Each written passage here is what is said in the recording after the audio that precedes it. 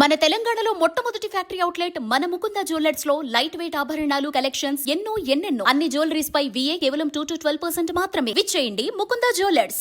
హైదరాబాద్ చిక్కడపల్లిలో ఈ నెల 15న విశ్రాంత ఉద్యోగి ఇంట్లో జరిగిన చోరీ కేసును పోలీసులు ఛేదించారు. ఇద్దరు నిందితుల్ని అరెస్ట్ చేసి చోరీకి గురైన 27 లక్షల రూపాయల విలువ చేసే బంగారం, నగదు స్వాధీనం చేసుకున్నారు. నిందితుడు జైలు నుంచి విడుదలైన 48 గంటల్లోనే దొంగతనానికి పాల్పడి మళ్లీ కటకటాల పాలయ్యాడు. ఇద్దరు నిందితులపై వేర్వేరుగా 50కి పైగా కేసులు నమోదైనట్లు పోలీసులు గుర్తించారు. 64 కేసులు, 12 సార్లు జైలు జీవితం, ఒక పీడీ యాక్ట్. ఇదంతా చిక్కడపల్లిలోని విశ్రాంత ఉద్యోగి నారాయణ ఇంట్లో చోరీకి పాల్పడ్డ నిందితుడి నేర చరిత్ర.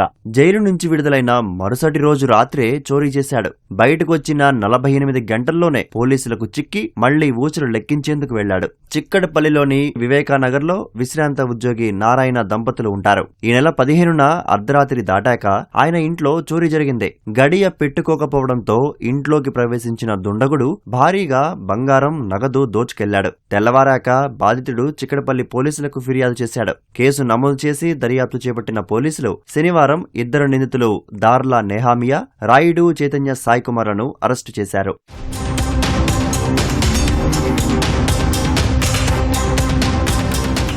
కర్ణాటకకు చెందిన దార్లా నెహామియా అలియాస్ బ్రూస్లీ నగరంలోని కొంపల్లిలో ఉంటున్నాడు. ఇతనిపై తెలంగాణ, ఆంధ్రప్రదేశ్, కర్ణాటక రాష్ట్రాల్లో 64 కేసులున్నాయి. ఇప్పటికే నిందితుడు 12 కేసుల్లో జైలుకెళ్లాడు. 2016లో గోపాలపురం PS లో పీడీ యాక్ట్ కూడా నమోదైంది. ఓ కేసుపై చెంచల్గూడ జైల్లో ఖైదీగా ఉన్న నెహామియా బెయిల్ పై ఈ నెల 13న సాయంత్రం విడుదలయ్యాడు. 14 అర్ధరాత్రి చోరీకి ప్రణాళిక చేశాడు. చిక్కడపల్లిలో వరుసగా 3 ఇళ్ల తలుపులు తట్టి చూశాడు. అన్నిటికీ యజమానులు గడియ పెట్టుకున్నారు. 4 ఇళ్లు విశ్రాంత ఉద్యోగి నారాయణ ఇంటి తలుపు తట్టి చూశాడు. గడియ పెట్టుకోకపోవడంతో ఇంట్లోకి ప్రవేశించాడు. బీరువా తాళం కూడా దానికే ఉండటంతో అందులోని బంగారం, నగదు ఎత్తుకెళ్లాడు. A1 పేరు దార్లా నెహామియా అలియాస్ బ్రూస్లీ. ఇతను అయితే 13వ తారీఖు సాయంత్రము ఇతను చర్లపల్లి జైలు నుంచి విడుదలయ్యి వచ్చి వెంటనే ఈ దొంగతనముకి పాల్పడడం జరిగింది. ఇతను సుమారు 24 కేసెస్లో తెలంగాణ, ఆంధ్రప్రదేశ్ అండ్ కర్ణాటకలో ఇన్వాల్వ్ అయి ఉన్నాడు.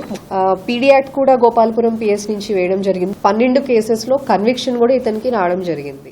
గతంలో నిందితుడు నెహామియా అలియాస్ బ్రూస్లీకి రాయుడు చైతన్య సాయి కుమార్ అనే వ్యక్తికి జైల్లో పరిచయం ఏర్పడింది. ఇతనిపై కూడా తెలుగు రాష్ట్రాల్లో 57 కేసులున్నాయి. ఇతను చెంచల్గూడ జైలు నుంచి జూన్లో విడుదలయ్యాడు. నెహామియా బెయిల్ కోసం రాయుడు చైతన్య సాయి కుమార్ 20,000 రూపాయలు ఆర్థిక సహాయం చేశాడు. నెహామియా చోరీ చేసిన తర్వాత రాయుడు చైతన్య సాయి కుమార్ ను కలిసి దొంగతనం విషయం చెప్పాడు. ఇద్దరూ కలిసి బంగారాన్ని విక్రయిద్దామని ప్రయత్నించారు. వచ్చిన డబ్బులో కొంత మొత్తం రాయుడికి ఇస్తానని నెహామియా మాటిచ్చాడు. మరుసటి రోజు శనివారం బాగ్ లింగంపల్లిలోని సుందరయ్య పార్క్ వద్ద నిందితులు తచ్చాడుతుండగా పోలీసులు అనుమానంతో అదుపులోకి తీసుకున్నారు. విచారిస్తే అస్సలు విషయం వెలుగులోకొచ్చింది. నిందితుల నుంచి 25.8 తులాల బంగారం, 23,000 రూపాయల నగదు స్వాధీనం చేసుకున్నారు. పోలీసులు నిందితులిద్దరిని న్యాయమూర్తి ఎదుట హాజరుపరిచి రిమాండ్కు తరలించారు.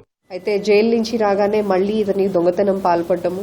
ఇతనికి జైల్లో పరిచయమైనటువంటి A2 రాయుడు చైతన్య సాయి కుమార్ అనే ఇతను కూడా 67 2-వీలర్ మొబైల్ థెఫ్ట్స్ లో ఇన్వాల్వ్ అయి ఉన్నారు. వీళ్ళిద్దరికి అక్కడ పరిచయం అవ్వడము, ఈ A2 A1 బెయిల్ కోసము కొంత డబ్బు ఇవ్వడము. సో A1 ఎప్పుడైతే జైలు నుంచి బయటకు వచ్చాడో రాగానే నేను దొంగతనం చేశాను, కొంత అమౌంట్ నా దగ్గర ఉంది, మీకు ఇవ్వాల్సినది ఇస్తానని చెప్పి A2కి కొంత దొంగతనం చేసినటువంటి బంగారంలోంచి కొన్ని ఆభరణాలు అతనికి ఇవ్వడం జరిగింది. ఈ అక్యూజ్ దగ్గర నుంచి కన్ఫెషన్ రికవరీలో భాగంగా మనము గోల్డ్ ఆర్నమెంట్స్, ఒక 25 tolas worth gold ornaments and 25,000 approx cash recover చేయడం జరిగింది.